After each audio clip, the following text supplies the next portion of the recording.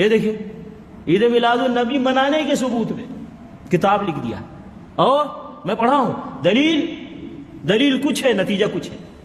دیکھیں دلیل کچھ ہے اور نتیجہ کچھ ہے. دلیل صحیح ہے نتیجہ غلط ہے. یہ دیکھیں دلیل کیا دیتے ہیں؟ عید میلاد النبی کی دلیل دے رہے. دیکھیں حضور صلی اللہ علیہ وسلم مدینہ تشریف لائے تو وہاں کے یہودیوں کو عاشورہ کا روزہ رکھتے ہوئے دیکھا تو ان سے دریافت فرمایا کہ تم عاشورہ کا روزہ کیوں رکھتے ہو؟ انہوں نے کہا کہ یہ دن نہایت مقدس ہے، مبارک ہے. اسی دن اللہ نے فرعون کو غرق فرمایا اور موسیٰ کو نجات بخشی، اور ہم تعظیماً اس دن کا روزہ رکھتے ہیں. حضور صلی اللہ علیہ وسلم نے فرمایا ہم موسیٰ کا دن منانے میں تم سے زیادہ حقدار ہیں. ٹھیک ہے، حدیث صحیح ہے، کوئی اختلاف نہیں. آپ نتیجہ دیکھو. بس حضور صلی اللہ علیہ وسلم نے خود بھی روزہ رکھا، صحابہ کرام کو روزہ رکھنے کا حکم دیا. معلوم ہوا اب یہاں فراڈ کر رہا ہے یہ مولوی، یہاں فراڈ کر رہا ہے. جس دن اللہ کی کسی خاص نعمت کا نزول ہو یا کسی مصیبت سے نجات ہو، نہ صرف اس دن بلکہ ہر سال اس تاریخ کو اللہ کا شکر ادا کرنا چاہیے. ابھی نبی صلی اللہ علیہ وسلم نے روزہ رکھا، صحابہ نے روزہ رکھا، آج تک مسلمان روزہ رکھ رہے ہیں. کیا یہ دلیل نبی صلی اللہ علیہ وسلم کو سمجھ نہیں آئی؟ نعوذ باللہ. صحابہ میں کسی کو سمجھ میں نہیں آئی، کسی امام کو سمجھ میں نہیں آئی، کسی محدث کو سمجھ میں نہیں آئی کہ اس سے دلیل نکال کر کے عید میلاد النبی منائے اور منوائے. دیکھ رہے ہیں اس طرح دھوکہ دیتے ہیں، کہتے ہیں جی ہمارے امام کے پاس بھی دلیل ہے. یہ ایک دلیل ہے نا. اور دوسری دلیل دیتے ہیں. حضور صلی اللہ علیہ وسلم سے پیر کو روزہ رکھنے کے بارے میں سوال کیا گیا. آپ نے فرمایا اس دن ہی میں پیدا ہوا ہوں، اس دن میں پیدا ہوا ہوں اور اسی دن مجھ پر نبوت نازل ہوئی. تو نبی علیہ السلام نے کہتے ہیں کہ پیر والے دن روزہ رکھنا صرف حضور صلی اللہ علیہ وسلم کے یوم ولادت کی وجہ سے عظیم فضیلت رکھتا ہے. ہمیں چاہیے کہ جب ربیع الاول کی تشریف آوری ہو، اول سے آخر تک سے انتہائی تعظیم و تکریم کا مظاہرہ کیا جائے. دیکھیں فراڈ کیسے کر رہا ہے. نبی صلی اللہ علیہ وسلم نے فرمایا کہ میں پیر کو روزہ اس لیے رکھتا ہوں کہ میری ولادت ہے، اور یہ کیا کہتا ہے جب بھی ربیع الاول آئے تو خوشی مناؤ. کیا تعلق ہے اس سے؟ ایسے عوام کو دھوکہ دیتے ہیں. میں تو پیر کے دن روزہ رکھو، ہر پیر کو روزہ رکھو، یہ نبی صلی اللہ علیہ وسلم کی سنت ہے. یہ تھوڑے کہ ہر ربیع الاول میں خوشی مناؤ. یہ کہاں سے لے کر کے آئے؟ ٹھیک ہے نا. اب دیکھیے آگے تعجب ہوتا ہے کیسے قوم کو. یہ دیکھیں اور ایک دلیل دے رہا ہے. ابو لہب کی آزاد کردہ لونڈی سویبہ جس نے نبی صلی اللہ علیہ وسلم کو دودھ پلایا تھا، نبی صلی اللہ علیہ وسلم کی ولادت باسعادت کی ابو لہب کو جب خوشخبری سنائی تو اس نے سویبہ کو آزاد کر دیا. جب ابو لہب مر گیا تو کسی نے اس کو خواب میں دیکھا، پوچھا کیا گزری؟ ابو لہب نے کہا آگ میں جل رہا ہوں. ہاں اتنی بات ضرور ہے کہ ہر پیر کی رات مجھ سے عذاب ہلکا کیا جاتا ہے اور ابہام و سبابہ کے درمیانی کی مقدار مجھے پانی مل جاتا ہے جسے میں انگلیوں سے چوس لیتا ہوں. یہ اس لیے کہ میں نے حضرت کی ولادت کی خوشی میں اپنی لونڈی سویبہ کو آزاد کر دیا تھا، اس نے آپ کو دودھ پلایا تھا. ابھی تو اس کا ربیع الاول سے کیا تعلق ہے؟ تعلق یہ ہے کہ تیرے پاس لونڈی ہے تو آزاد کر. عید میلاد النبی سے کیا تعلق ہے؟ تیرے پاس لونڈی ہے تو آزاد کرنا. اس نے اور لونڈی آزاد کیا، اور دلیل بھی کافر کی لے رہا ہے. دلیل کہاں سے ملنی اس کو؟ کافر سے. میں نے کہا تمہیں کافر کی سنت مبارک ہو، مجھے تو محمد رسول اللہ صلی اللہ علیہ وسلم کی سنت چاہیے. اچھا پھر یہ اپنے ہی قائد اعظم کی مخالفت کرتے ہیں. ان کے قائد اعظم کون ہوئے؟ ابو لہب. ابو لہب نے تو زندگی میں ایک بار خوشی منایا نا، اور یہ ہر سال خوشی مناتے ہیں. ابھی جن کو اپنا قائد اور رہبر مانتے ہو اسی کی مخالفت کرتے ہو. اور کیا اس نے کہا کہ خوشی منائے تو ہمیشہ کے لیے جہنم میں ہے نا بھائی. خوشی منائے تو کہاں ہے؟ ہمیشہ کے لیے جہنم میں. ایک بار خوشی منایا، تم ہر سال خوشی مناتے ہو تو کہاں جاؤ گے؟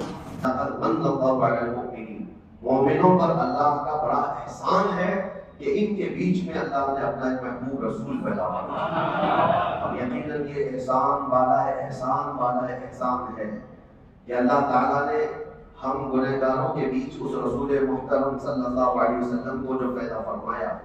آپ کو اندازہ ہے کہ میرے عزیزوں اس کائنات کی پر تاریخ میں اگر جائے تو بہت سارے واقعات رونما ہوئے ہیں، بہت سارے معاملات ہوئے ہیں کہ یہ فرش ہندی پر آدم علیہ السلام سے لے کر عیسیٰ علیہ السلام تک چیزیں انبیاء آئے، ان کی امتیں بھی ہوئیں، معاشرے بھی ہوئے، کمیونٹیز قائم رہیں، لیکن کئی مرتبہ عذابات بھی آئے، کئی مرتبہ ہولناک اور دردناک پکڑ بھی ہوئی ہے قوموں کی. وجہ کیا تھی کہ جب کوئی قوم گمراہ ہوتی تو اللہ کا عذاب آتا، نبیوں کو جھٹلاتی تو اللہ کا عذاب آتا. حضرت نوح علیہ السلام کی قوم پر اللہ تعالیٰ نے طوفان کا عذاب بھیجا. وجہ کیا تھی کہ وہ قوم اپنے نبی کو جھٹلانے لگ گئی تھی. وہ اپنے نبی کو یوں بھی کہتی تھی کہ یہ کیسے رسول ہیں، ہمارے ساتھ کھاتے پیتے ہیں، عام انسانوں کی طرح تو ہیں۔ رسول کو اپنے جیسا کہہ رہے تھے۔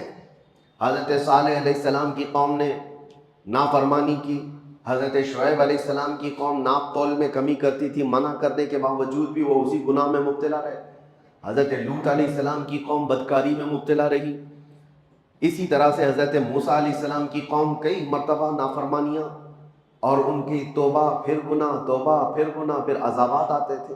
عذابات کا اگر میں ذکر کروں تو کبھی طوفان کا عذاب، کبھی نوکیلے پتھر برسائے گئے، نوکیلے پتھر برسائے گئے اور زمین کو الٹ کر کے پلٹ دیا گیا۔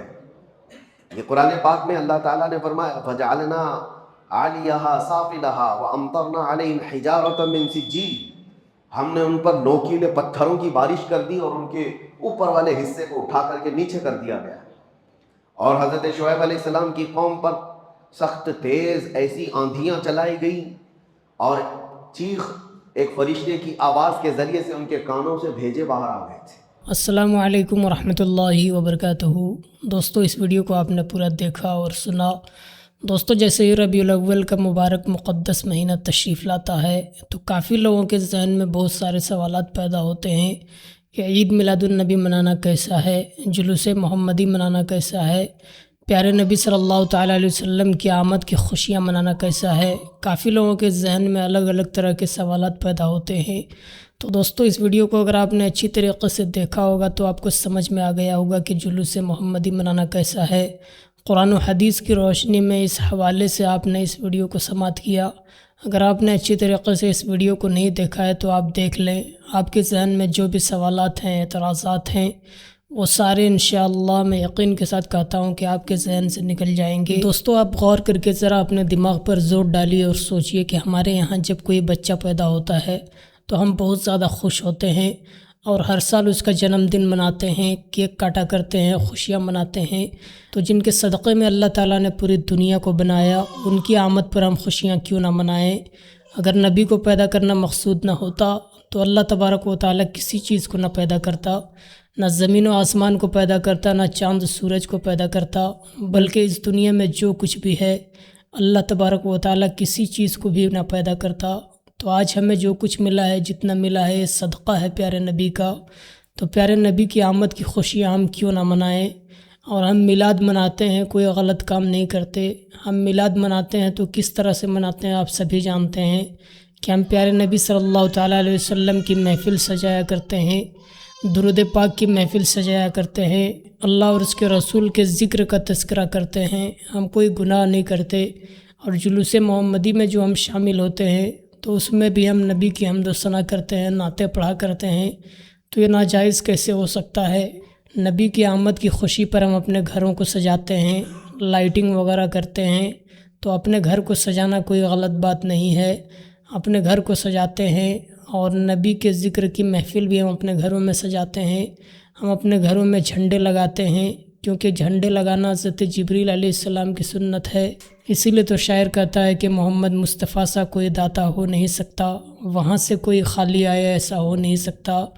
اور رسول پاک کو ہم نے خدا کا نور مانا ہے، ہماری قبر میں ہرگز اندھیرا نہیں ہو سکتا۔